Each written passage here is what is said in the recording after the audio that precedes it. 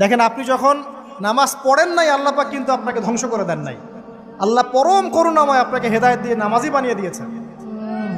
জীবনে অনেক পাপ করেছেন, ইনস্ট্যান্ট আল্লাহ পাক শাস্তি দিতে পারতেন, আল্লাহ পাক দেন নাই।